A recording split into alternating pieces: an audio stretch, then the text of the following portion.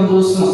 రెండవదిగా మనం చూస్తే పితరులు కూడా ఈ విధంగా విశ్రాంతి దినాన్ని లేదా దేవుని నిర్లక్ష్య పెట్టిన బట్టి ఏమొచ్చాయంటే వారి జీవితంలో కీడు వచ్చాయి. దేవుని యొక్క కోపము, దేవుని యొక్క ఉగ్రత వారు అనుభవించారు అని రెండవది జ్ఞాపకం చేస్తున్నారు. మూడవదిగా మనం చూస్తే నెహెమ్యా లేవీయులకి గాయకులకి వీళ్ళందరికీ ఏం చేస్తారంటే ఒక ఆజ్ఞను జారీ చేశారు. అది చివరి మాటలో చివరి 22వ వచనంలో కనిపిస్తూ ఉన్నది.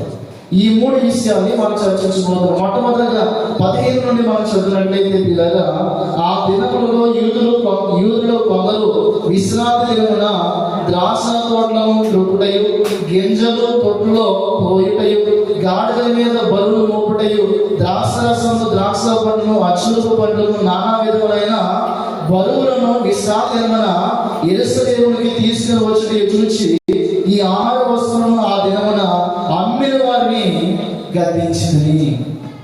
హల్లెలూయా. ఒక రకంగా చెప్పాలంటే విశ్రాంతి దినాన ఏం చేస్తారంటే ద్రాక్ష తోటలకు వెళ్ళి ద్రాక్ష గానుగుల్లో ఉండేటువంటి ఆ ద్రాక్ష కాయలతో ద్రాక్ష రసాన్ని పండిస్తూ ఉన్నారు, తీస్తూ ఉన్నారు. అంత మాత్రమే కాదు, గాడిదల మీద బరువు మోయిస్తారు. అంటే కారణం ఏంటంటే ధాన్యాన్ని తరలిస్తూ ఉన్నారు. ఇంకా చెప్పాలంటే సరుకుల్ని అమ్మేవారుగా ఉన్నారు. ఏ దినాన? విశ్రాంతి దినం. నిజానికి దేవుడు చెప్పాడు, విశ్రాంతి దినాన్ని ఏమి చేయకూడదు, అది పరిశుద్ధ దినముగా ఆచరించాలి. హల్లెలూయా. ఎప్పుడైతే నాయకులు లేరో వీరి జీవిత విశ్రాంసరంగా ఉండడం ప్రారంభించారు. నిజానికి ఇక్కడ అందరూ మాట రాయబడాల 15 వస్తువులు రాయబడిన మాట ఏంటంటే ఆ దినంలో యూదులలో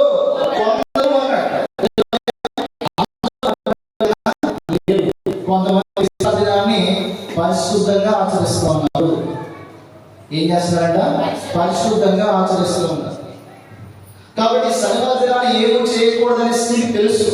అందుకే శుక్రవారం దినాల సాయంత్రకాలంలోనే యేసు ప్రభు వారి సమాధి కోసం ఏదైతే మరి చేయాలనుకున్నారో ఆ సుగంధ వేళ సిద్ధపరుచున్నారు. శనివారం దినాన కాముగా ఉండి ఆదివారం దినాన అందరికీ లేచి యేసు ప్రభు వారి సమాధి దగ్గరికి బయలుదేరి వెళ్తూ ఉన్నారు స్త్రీలు అన్నవారు. ఇలా జ్ఞాపకం చేసుకోవాలి. విశ్రాంతి దినము చాలా చాలా ప్రాముఖ్యమైనది. కాబట్టి ఇక్కడ నెహెమ్యా నాయకుడిగా ఉంటూ ఏం చేశాడంటే వాళ్ళని చూసి ఊరుకోలేదు. ఏం చేశాడు? వారిని గద్దించాడు. హల్లెలూయా. కాపుడైనా నాయకుడైనా పెద్దవాళ్ళైనా ఎందుకు గద్దిస్తారంటే పిల్లల సరైనటువంటి త్రోవలో నడవడానికి. హల్లెలూయా. ఇంకా చెప్పాలంటే ప్రేమించే వ్యక్తులకి దండించేటువంటి అర్హత ఉంటుంది. హల్లెలూయా. ప్రేమించే వ్యక్తులకి దండించేటువంటి అర్హత ఉంటుంది, గద్దించేటువంటి అర్హత ఉంటుంది. అది వాక్యమే చెబుతుంది. అందుకే ఎవరైతే బెత్తమని వాడని వాడు తన కుమారునికి ఇవ్వడంట విరోధి అంత. నిజానికి చాలా భాగాలని కాదు దేవుని ఉద్దేశం. తల్లిదండ్రులు లేదా తండ్రి తన కుమారుని ఎంతలో ప్రేమిస్తారు. కాబట్టి వాడు సరైనటువంటి లోపల ఉండాలి అంటే ఖచ్చితంగా బెత్తం వాడాలి. వాడకపోతే తండ్రికి ఏమవుతాడంటే విరోధి అవుతాడు. ఇలా ఇప్పటి కాలంలో ఏమన్నారంటే పెద్ద అయ్యే వరకు ఉండట్లేదు, చిన్నప్పుడే వ్యతిరేకంగా తిరిగేవారు అయిపోయారు. కారణం ఏంటంటే ఎక్కడ లోపించినారంటే మనము శిక్షించడంలో లోపిస్తాము, దండించడంలో లోపాలు వస్తూ ఉన్నాయి, గద్దించడంలో లోపాలు వస్తూ ఉన్నాయి. చిన్ననాటి నుండి మనం సరైనటువంటి త్రోవలో నడిపించకపోతే పెద్దవాడిన తర్వాత వాడే మనం కన్నీ స్థితి తెచ్చుకుంటాం. ఇది సమాజంలో జరిగేటువంటిదే అనే విషయాన్ని మనం గుర్తించాల్సినటువంటి వారి భయం. కాబట్టి ఇక్కడ ఈ నాయకుడు చూచి ఊరుకోలేదు, అవన్నీ చూచి గద్దించాడు. హల్లెలూయా. కాపరి లేదా నాయకుడు ఏం చేయాలంటే ఉన్నవారిని సరిచేయాలి, గద్దించాలి, ఖండించాలి. వాక్యం ఏం చేస్తుంది? గద్దిస్తుంది, ఖండిస్తుంది, సరి చేస్తుంది, తొప్పుని దిద్దుతుంది. మన క్రియను కూడా సరైనటువంటి త్రోవలో నడిపించగలుగుతుంది.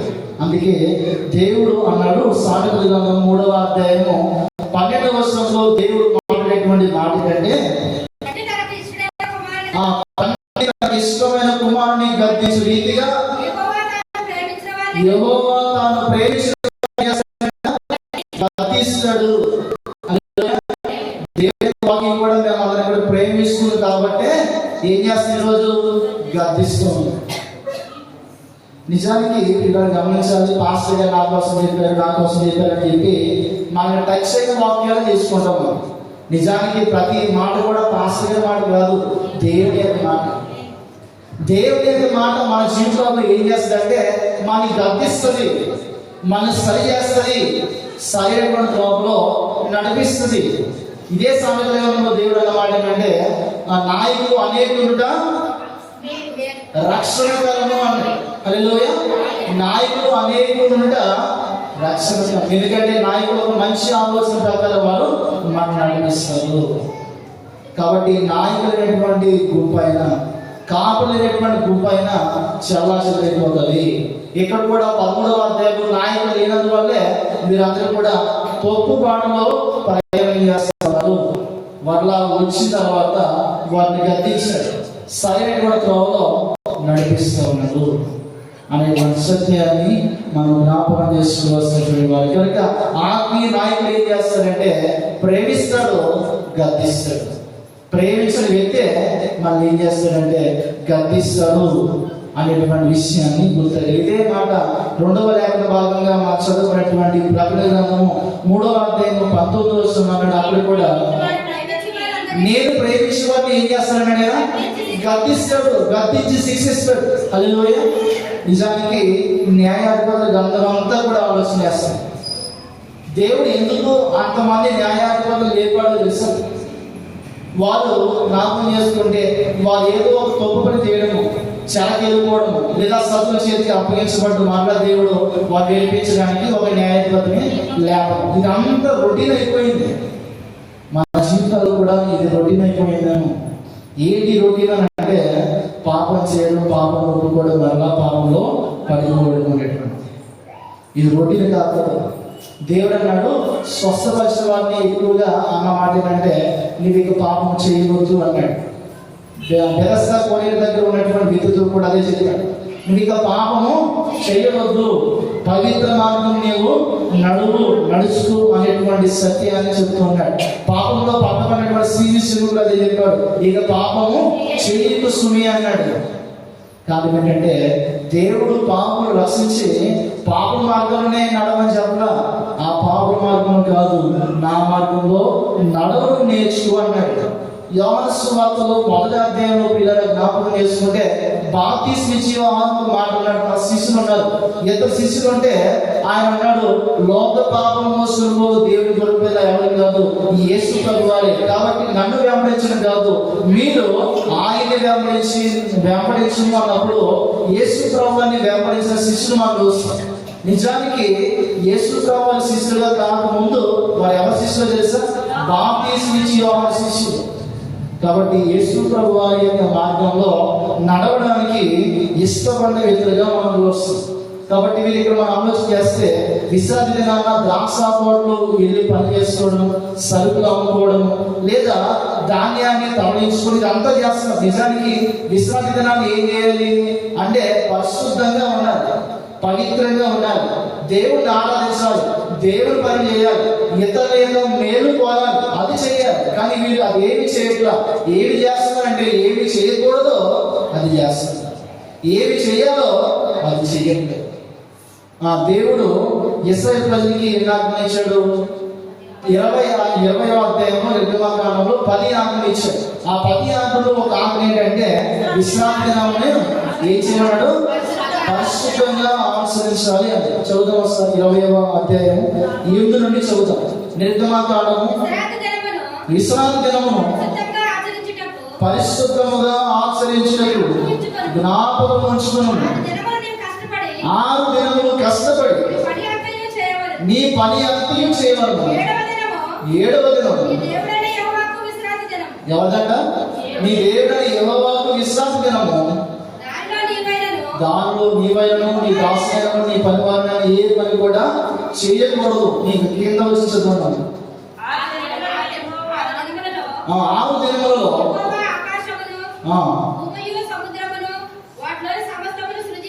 సృజించి ఏం చేశాడు? ఏడో దినాన విశ్రమించాడు. దేవుడు తన నోటి మాటలో ప్రతి దినాన్ని కూడా ఒక్కో పని చేస్తూనే ఉన్నాడు.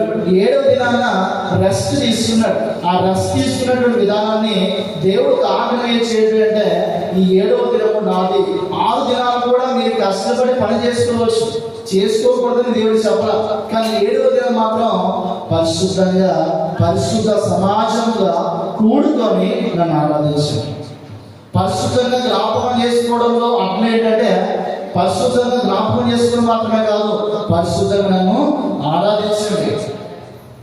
నిజానికి ఈ పరిశుద్ధ దినాన్ని ఏం చేయాలి తెలుసా? ఆరాధన చేయాలి, వాక్యాన్ని ధ్యానించాలి, లేదా ప్రార్థనలో గడపాలి. ఇది మనం చేయాలి. 6 దినాలు మన ఇష్టానుసారంగా మన పని మీద మనం ఉంటూ ఉన్నాం. 7వ దినంగా కూడా అలాగే ఉండిపోతే చాలా ఇబ్బంది అనేటువంటి సత్యాన్ని మనం గుర్తించాలి. అందుకే కూలి పని కోసం మనం ఆశపడకూడదు, వంట కోసం ఆశపడ్డాడు చేస్తాము, అలా మన జీవితాల్లో కాకూడదు. అలా ఆశపడినటువంటి స్థితిని బట్టే జ్యేష్ఠత్వాన్ని కోల్పోయాడు. నిజానికి ఇశ్రాయేలు ప్రజలు జ్యేష్ఠత్వం చాలా ప్రాముఖ్యమైనది. ఆస్తి భాగం, ఆస్తి పంపకాలు వస్తే జ్యేష్ఠుడికి 2 భాగాలు ఇస్తారు. అంత ప్రాముఖ్యమైనటువంటి దాన్ని ఎవరు వదులుకున్నారంటే యాసరు వదులుకున్నాడు. దేనికోసము? ఒక చిక్కుడు వేలు వంట కోసం. ఎందుకంటే అది ఎంత ప్రాముఖ్యంగా అంటే, అప్పుడే అలసిపోయి వచ్చాడు, అందుకే బాగా ఆకలి వేస్తుంది చేస్తారు. కాబట్టి నాకు ఆస్తి కన్నా ఏ ముఖ్యం? నా ప్రాణం ముఖ్యం. ప్రాణం అంటే అది తినగలిగిన కదా వచ్చేటువంటి స్థితి. కాబట్టి తినడం ద్వారా నేను బ్రతుకుతాను అని చెప్పి జ్యేష్ఠత్వాన్ని అమ్మేసుకొని దాన్ని ఆహారాన్ని భుజించాడు.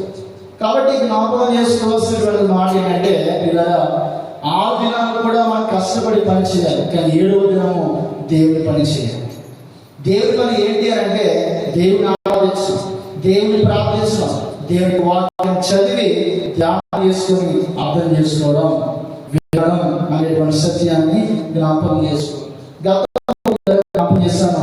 సమాజంలో ఉన్నటువంటి ప్రేమ అనే మాట చెప్పి నిర్గమాకాండం 16వ అధ్యాయంలో ఒక సంఘటన మనకి బాగా తెలిసినటువంటి, దేవుడు అన్నాడు ఆహారం లేదనంటే ప్రతి దినాన్ని కూడా మీరు ఒక ఊమెను చొప్పున సమకూర్చుకోండి. కానీ 7వ దినానికి కావాల్సిన ప్రతిదీ కూడా 6వ దినాన్ని మీరు సమకూర్చుకోండి. అంటే ప్రతి దినం కూడా ఆ ఒక్కరోజు ఎంత కావాలో అది ఆ ఉమెరము వాళ్ళు సమకూర్చుకునేవారు. కానీ 6వ దినాన్ని ఏం చేసేవారంటే 2 ఉమెరలు, అంటే మనిషికి 2 ఉమెరలు వాళ్ళు సమకూర్చుకునేవారు. కారణం ఏంటంటే 7వ దినాన్ని వాళ్ళు ఏమీ చేయకూడదు. కాబట్టి ఈ 7వ దినాన్ని చేయాల్సిన పని కూడా, చేయాల్సినటువంటి ఆహారం అంతా కూడా వాళ్ళు ఎప్పుడు సమకూర్చుకోవాలంటే 6వ దినాన్ని సమకూర్చుకోవాలి. ఎందుకంటే 7వ దినము దేవుడికి ప్రతిష్ఠితమైనటువంటి దినము అనేటువంటి సత్యాన్ని మనం జ్ఞాపకం చేసుకోవాల్సినటువంటి వారు. పరిశుద్ధ గ్రంథంలో యేసు ప్రభువు కూడా ఈ విశ్రాంతి దినం నుంచి చాలా ప్రాముఖ్యతను ఇచ్చారు. అందుకనే నజరేతుకు ఆయన సమాజంలో ఎప్పుడు వెళ్ళాడంటే, ప్రతి విశ్రాంతి దినం ఎక్కడికి వెళ్ళేవాడైనా వాడుక చొప్పున అన్నాడు. వాడుక అంటే అలవాటు చొప్పున. దానికి ప్రతి అలవాటు ఏంటంటే పిల్లగా దేవుణ్ణి ఆరాధించడం. యేసు ప్రభువు మాట నేర్పిస్తున్నాడు. ఇక్కడ లూకాసు వార్త 4వ అధ్యాయం 16వ వచనం ఈ మాట రాయబడింది. చదవవలసిన లేదు, కానీ ఇలా దేవుడు మనకి ఏం నేర్పిస్తున్నాడంటే ఆరాధన దినాన్ని గౌరవించడాన్ని నేర్పిస్తున్నాడు. హల్లెలూయా. ఏం చేయాలంటే ఆరాధన దినాన్ని గౌరవించడాన్ని నేర్పిస్తున్నాడు. ఆరాధన దినాన్ని మనం నిరాశపెట్టవద్దు. అందుకే ఇక్కడ అనండి, మీరు ఈ విశ్రాంతి దినం ఈ పని చేసి ఎందుకు ఇంత దుష్కార్యం మీరు చేస్తున్నారు అని గద్దించినట్లుగా మనం చూస్తున్నాం. కాబట్టి ప్రభునందు పిల్లగా దేవుడు అన్నాడు, ఈ పరిస్థితులను ఏం చేయాలంటే సమాజంగా కూడుకున్నట మానవద్దు అని ఎన్ని రాష్ట్ర చెప్పే మాట మనం చూస్తాం. కాబట్టి ఈ ఆదివారం దినాన పరిశుద్ధ దినాన్ని ఏం చేయాలంటే పరిశుద్ధ సమాజంగా సంఘంగా కూడుకొని దేవుణ్ణి ఆరాధించగలగాలి. హల్లెలూయా. కాన్వెంట్ పిల్లలు, ఇది దేవుని పని. 7 దినాలు మనం మన ఇష్టమైన పని చేస్తున్నాం, మన యొక్క పొట్ట కూటి కోసం చేస్తున్నాం. కానీ 7వ దినము దేవుడిదే. నిజానికి ప్రపంచంలో క్రైస్తవమైన వారు ఒలింపిక్స్ గేమ్స్ కూడా వదిలేస్తున్నారు. ఆదివారం వచ్చిందని చెప్పి ఒలింపిక్స్ గేమ్స్ కూడా వదిలేస్తున్నారు. అయితే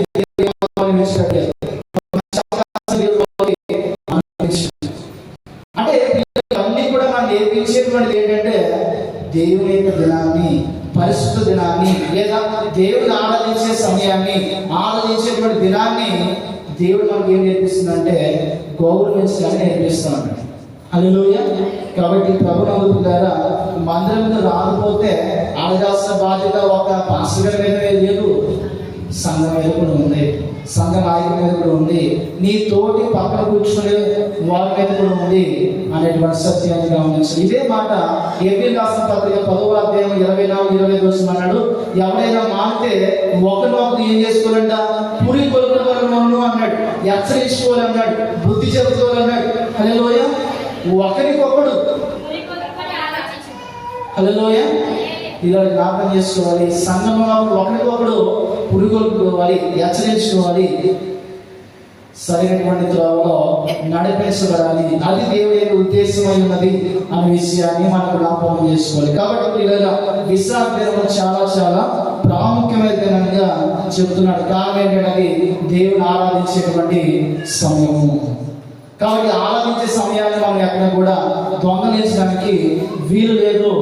దేవుని ఆరాధించే సమయాన్ని దేవుడికి ఇవ్వాలి అనేటువంటి సత్యాన్ని మనకి జ్ఞాపకం చేసుకోవాలి. పిల్లలు జ్ఞాపకం చేసుకుంటే దేవుని మందిరాన్ని మానేస్తున్నారు అని అనుకున్నానంటే, ఎవరైనా అనుకుంటే కనుక పక్కన వారు అడగకపోతే వారికి ఒక అలవాటుగా అయిపోతుంది. అలవాటు వల్ల దేవుని సన్నిధికి రావడానికి కూడా వాళ్ళు ఇష్టపడుకోవడం బట్టి పిల్లలు జ్ఞాపకం చేసుకోవాలి. దేవుడికి మందిరానికి రాకపోతే ఏ విధంగా ఉంటుందంటే దేవుని అగౌరవపరిచినట్టే. హల్లెలూయా. ఎందుకంటే దేవుడు ప్రకటించాడు దేవుని ఆరాధించేది. కానీ ఆరాధించాల్సినటువంటి మనము ఆరాధించకపోతే ఏమవుతుంది? ఖచ్చితంగా పాపమే అవుతుంది. ఆత్మహత్యలనే పాపం అంటాడు. కాబట్టి పిల్లల సంఘం పెట్టుకున్నా, దేవుడు పెట్టిన క్రమమే ఆరాధనే ఆజ్ఞ. కాబట్టి అది మన మేలు కోసమే, ఆత్మీయంగా బలపడటం కోసమే అనే విషయాన్ని గుర్తుగా గతంలో కూడా చెప్పాను. ఏంటంటే దేవునికి ఎందుకు భయపడాలి అంటే అదేదో ఆయన ఉగ్రుడు అని, ఆయన కోపస్తుడని కాదు, కానీ మనం ఆయన ఇచ్చేటువంటి గౌరవం. అందుకే ఆయన సన్నిధిలో ఎలా ఉండాలంటే వణకాలి, భయభక్తులతో ఉండాలి. దేవుని సన్నిధికి వెళ్ళినప్పుడు మన ప్రవర్తన జాగ్రత్తగా ఉండాలి అనడంలో కారణం ఏంటంటే దేవునికి మా గౌరవప్రదంగా దేవుని ఆరాధించగలగాలి అని దేవుని యొక్క ఉద్దేశం అన్నది. ఇలా జ్ఞాపకం చేసుకోవాలి. దేవుని సన్నిధికి వచ్చిన తర్వాత, ఆరాధన వచ్చిన తర్వాత మధ్యలో ఎక్కడ కూడా వెళ్ళకూడదు. దేవుని గౌరవించే సమయాన్ని దేవునికి ఇవ్వాలి. హల్లెలూయా. ఇలా జ్ఞాపకం చేసుకోవాలి. ఏదైనా పని ఉంటే ఆరాధన మధ్యలో ఎవరు ఆరాధన ముందే చూసుకోవాలి. ఎందుకంటే ఆరాధన సమయాన్ని మనం చాలా ప్రాముఖ్యంగా చూడాలి. దేవుని గౌరవించడంతో అది సమానము అనే విషయాన్ని గుర్తించాల్సినటువంటి వారు. రెండవదిగా మనం చూస్తే 18వ వచనంలో అన్నాడు, మీ పితరులు ఇట్లు చేసి దేవుని యొద్ద నుండి మా మీదికి, ఈ పట్టణస్థుల మీదికి కీడు రప్పింపలేదా? అయితే మీరు ఈ విశ్రాంతి దినమును నిర్లక్ష్య పెట్టి ఇశ్రాయేలు మీదకు ఏం తీసుకొస్తున్నారంట? కోపం మరి అధికంగా రప్పిస్తున్నారని చెప్పింది. హల్లెలూయా. చరిత్రలో ఆల్రెడీ దేవుని యొక్క పరిశుద్ధ దినాన్ని కానీ, లేదా దేవునికి వ్యతిరేకమైన కార్యాన్ని చేయడం బట్టి దేవుడు కానీ, దేవుని యొక్క ఆరాధన కానీ వాళ్ళు నిర్లక్ష్య పెట్టినందుకే గతంలో ఏం జరిగాయంటే అనేక అనార్థాలు జరిగాయి. ఇంకా చెప్పాలంటే ఈ ఇశ్రాయేలు యొక్క ప్రదేశంగా ఉన్నటువంటి యెరూషలేము ప్రాంతం దేవుడు ఎందుకు ఇంతలా పతనావస్థలోనికి నడిపించడం కారణం ఏంటంటే యెరూషలేము ప్రాంతంలో ప్రతి యూదులందరూ కూడా పాపంతో నిండిపోయారు. అందుకనే వారి మీదకి శత్రువులు వచ్చి వారు దోచుకోవడం, ఆ పట్టణాన్ని కూడా నాశనం చేయడం, బబులోను చెరకు వెళ్ళిపోవడం, ఇంకా చెప్పాలంటే ఆ పట్టణాన్ని కూడా అగ్నితో కాల్చివేయడం, ఇదంతా జరిగింది. కారణం ఏంటంటే దేవుని ఉగ్రత ఆ పట్టణం మీద వచ్చింది. ఎందుకంటే దేవుని వారు గౌరవించలేదు, దేవుని ఆరాధించిన సమయాన్ని వారు ఇవ్వలేదు, వారు దేవుని చేయలేదు. కనుకనే మరి వారు మూల్యం చెల్లించాల్సినటువంటి పరిస్థితి వచ్చింది అనే విషయాన్ని జ్ఞాపకం చేసుకోవాలి. కాబట్టి పిల్లగా మనం జ్ఞాపకం చేసుకోవాల్సిన ఇదే మాట ఇర్మియా గ్రంథము 17వ అధ్యాయం 27వ వచనంలో కూడా అంటాడు. విశ్రాంతి దినాన్ని గురించి మాట్లాడుతూ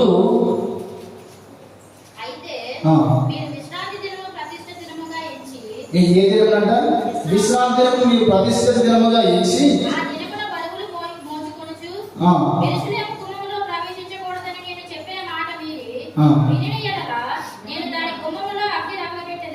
అగ్నిని రగులు పెట్టేదను. హల్లెలూయా.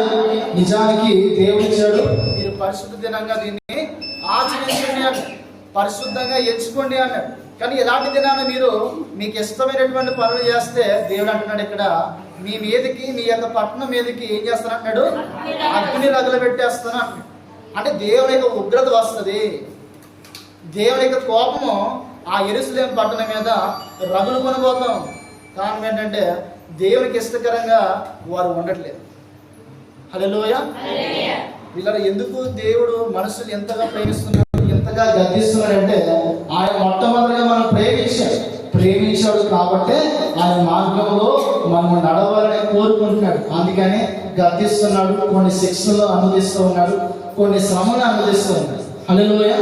దేవుడు బట్టి అన్నా ఇప్పుడైనా దేవుడి మీద ఆధారపడతామేమో అని.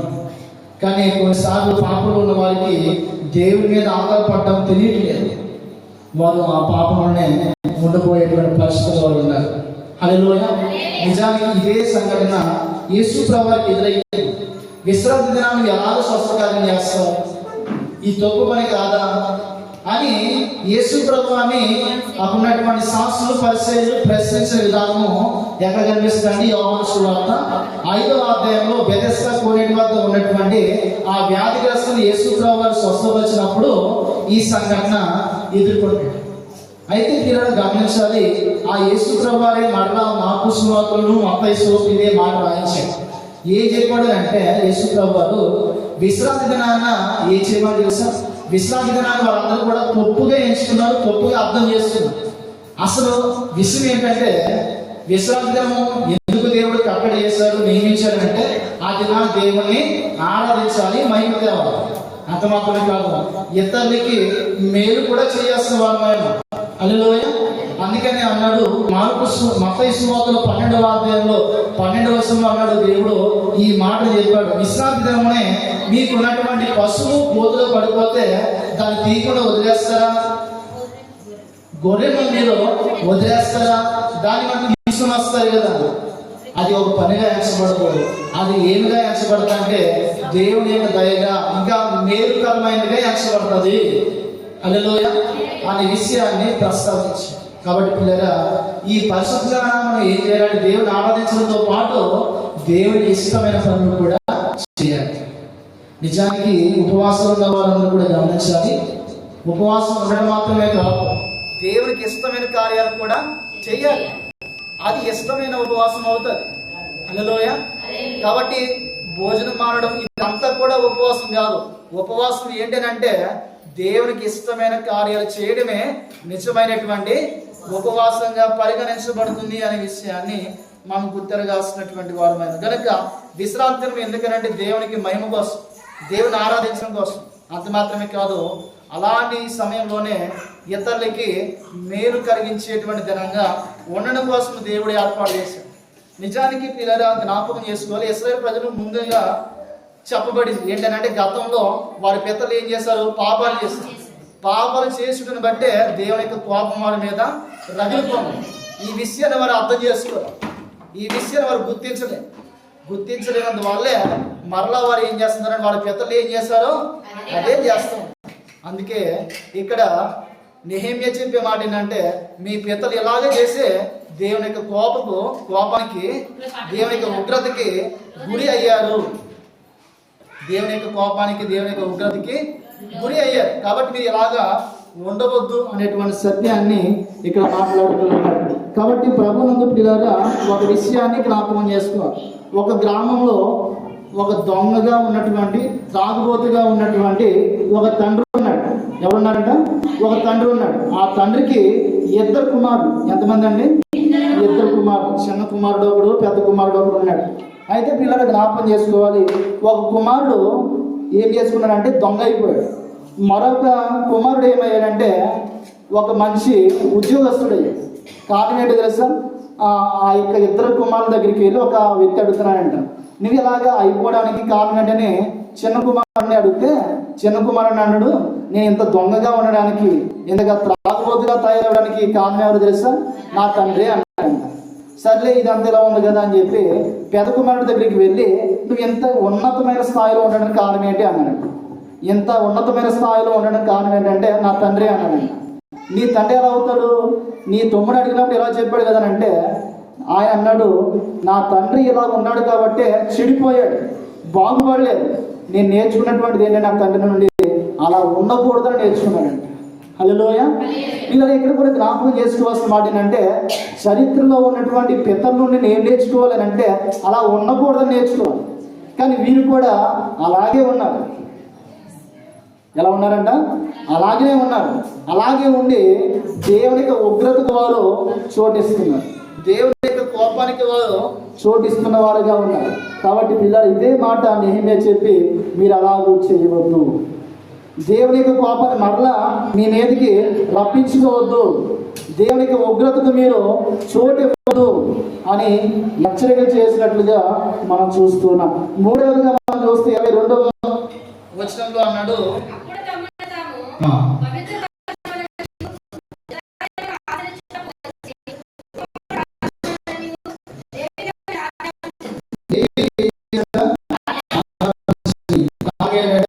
యెరూషలేము ప్రాంతంలో కూడా ఏం చేస్తున్నారంటే అమ్మ కూడా అన్ని కూడా అమ్మేస్తున్నారు.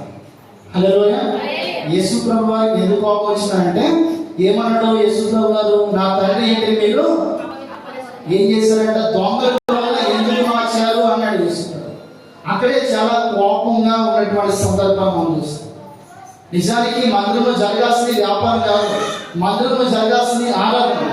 అక్కడ ఆరాధన స్థితిలో ఏమొచ్చేసిందంటే వారి సొంత పనులు చేస్తున్నారు. దేవుడి మందిరంలో దేవుడి కార్యాలు చేయాలి, దేవుడి పని చేయాలి, కానీ వారికి ఇష్టమైన పనులు చేస్తున్నారు. దేవుడి పని కాకుండా వారి ఇష్టమైన పనులు చేస్తున్నారు. పిలిపిలి రాసిన పత్రికలో ఏదో చెప్పారు, అందరూ కూడా మీ సొంత పనులే చూసుకుంటున్నారు కానీ యేసుక్రీస్తు వారి యొక్క పనులు ఎవరు కూడా చూడట్లేదు అని. నిజానికి హృదయంలో కూడా దేవుడిని చూపిస్తే దేవుడికి ఆరాధన అనేటువంటి చేయాలి. హల్లెలూయా. కాబట్టి మందిరంలో ఎలాగైతే ఆ 4 దినాల్లో పిల్లల ఆరాధన జరగాల్సినటువంటి సమయంలో వ్యాపారం జరిగిందో, ఈరోజు మన హృదయంలో కూడా దేవుడు ఉండాల్సింది ఒక వస్తువు, ఒక మనసు ఆక్రమించిన వాడిగా ఉన్నాడు. కాబట్టి పిల్లల మొట్టమొదటిగా మన హృదయంలో ఎవరికి చోటు ఇవ్వాలంటే దేవునికి చోటు ఇవ్వాల్సిన వారమై ఉన్నాం. దేవుడికి ప్రధానమైనటువంటి స్థానం ఇవ్వాల్సినటువంటి వారమై ఉన్నాము అనే విషయాన్ని మనం గుర్తించాల్సినటువంటి వారమై ఉన్నాము. కాబట్టి ఇక్కడ నెహెమ్యా ఒక ఆజ్ఞించాడు ఏంటంటే, మీరు విశ్రాంతి దినం గడిచేంత వరకు కూడా తొలుగులు తీయొద్దు. హల్లెలూయా. ఎందుకు తీయొద్దున్నారంటే తీస్తే మీరు ఎక్కడ వల్ల వ్యాపారాలు చేసేస్తారేమో. ఏ వ్యాపారం చేస్తారు? 16 వచనం అన్నాడు, తూర్పు దేశస్తులు కాపురం నుండి యెరూషలేములోను విశ్రాంతి దినంలో యూదులకు చేపలు మొదలైన నానా విధమైన వస్తువులు తెచ్చి అమ్ముచుండేది. ఆ దేవాలయంలో అయినా ఆ యొక్క పట్టణంలో అయినా ఏం చేస్తారంటే చేపలు అమ్ముకోవడము, సరుకులు అమ్ముకోవడము, వారు పనులు చేసుకోవడము, ధాన్యాన్ని తరలించి ఇదంతా చేస్తారు. నిజానికి పనులు అమ్ముకోవడం అందరికీ ఉంటాయి, కానీ పిల్లల దేవుని ఆరాధన సమయాన్ని మాత్రం మనం ఖచ్చితంగా గౌరవించాలని మనం నేర్చుకుంటాం. యోహాను భక్తుల గురించి జ్ఞాపకం చేసుకుంటే ప్రకటన గ్రంథంలో యోహాను ఆత్మవశుడై అనే మాట రాయబడింది. ఏ దినాన అది? ఆదివారం దినాన్ని. హల్లెలూయా. ఏ దినమున? ఆదివారం దినమున ఆయన ఆత్మవశుడై ఉన్నాడు అన్నాడు. అంటే ఆత్మ చేత నడిపించబడిన వాడిగా, ఆత్మతో నింపబడిన వాడిగా ఉన్నాడు.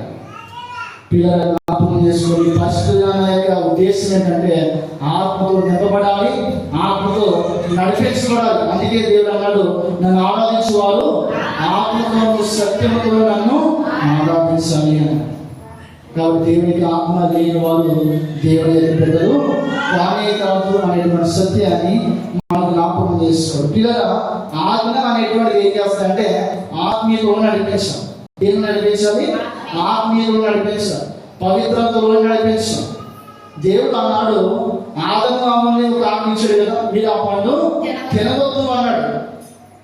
తింటే అపవిత్రులకి వెళ్తున్నారు, పాపం పడిపోతున్నారు. ఇంకా చెప్పాలంటే మరణం వారి జీవితంలో సంభవిస్తుంది.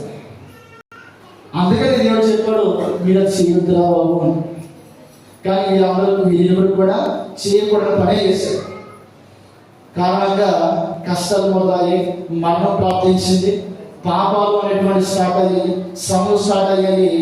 ఇంకా పిల్లల ఏది తోట నుండి వేచిపడ్డారంటే గెంటి వేయబడ్డారు. ఇంకా చెప్పాలంటే పరదేశ ప్రాంతం నుండి గెంటి వేయబడ్డారు. పరలోక రాజ్యం నుండి గెంటి వేయబడినటువంటి పరిస్థితుల్లో వారు ఉన్నారు అనేటువంటి సత్యాన్ని మన జ్ఞాపకం చేస్తుంది. కాబట్టి ఆజ్ఞ అనేటువంటిది ఏం చేయాలంటే పవిత్రతలోనికి, ఆత్మీయతలోనికి, ఇంకా చెప్పాలంటే దేవుడికి ఇష్టమైన బిడ్డగా తయారు చేస్తుంది. హల్లెలూయా. అది దేవుడిచ్చిన ఆజ్ఞ. మొట్టమొదటి నన్ను ప్రేమించండి, రెండవ ఆజ్ఞ ఇతరులను ప్రేమించండి అన్నాడు. ఇవన్నీ కూడా, ఈ రెండు ఆజ్ఞలు కూడా పవిత్రతలు నడిపిస్తున్నాయి, దేవుడిలోనికి నడిపిస్తున్నాయి. ఇంకా చెప్పాలంటే దేవునికి ఇష్టమైన బిడ్డలుగా మనల్ని తయారు చేయగలుగుతుంది. కానీ ఆనాడు ధర్మశాస్త్రం మీద అలా చేసిందా? చేయలేదు. ధర్మశాస్త్రం ఏం చేసింది? పాపాన్ని ప్రోత్సహించింది. చదువు సార్, రోమీ రాసిన పత్రిక 3వ అధ్యాయము 20వ వచనంలో పౌలు అన్నాడు ధర్మశాస్త్రం గురించి.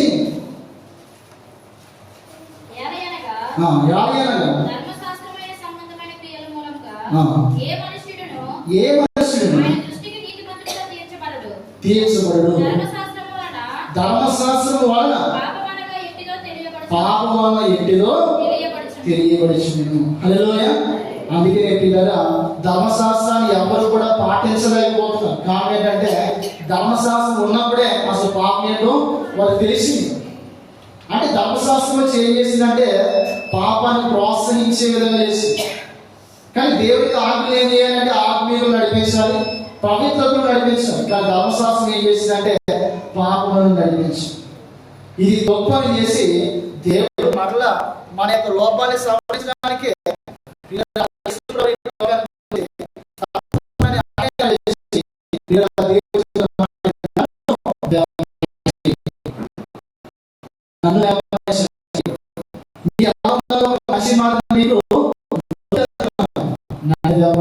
అన్నాడు.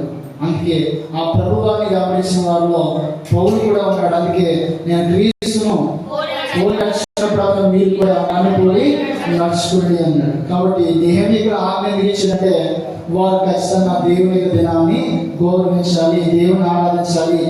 ఆ దినాల దేవుని యొక్క పని తప్ప వారి సొంత పనులు, సొంత కార్యాలు చేసుకోకూడదు అనేటువంటి సత్యాన్ని జ్ఞాపకం చేస్తున్నాడు. కాబట్టి చివరిగా ఒక్క మాటతో మనం నేర్చుకోవాలంటే పరిశుద్ధ దినాన్ని, ఆదివార దినాన్ని, ఆరాధన సమయాన్ని, అది ఎప్పుడైనా కూడా ఒక ఆధారమే కాదు, ఎప్పుడైనా కూడా ఆ దినాన్ని మనము ఏం చేయాలి?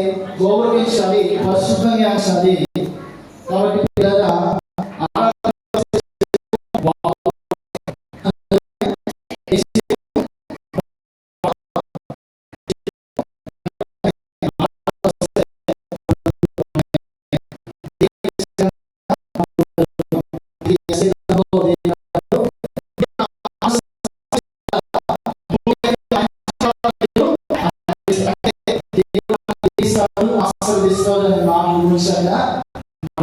కాబట్టి ప్రభు ఆరాధన దినాన్ని, దేవుడికి ఇవ్వాల్సిన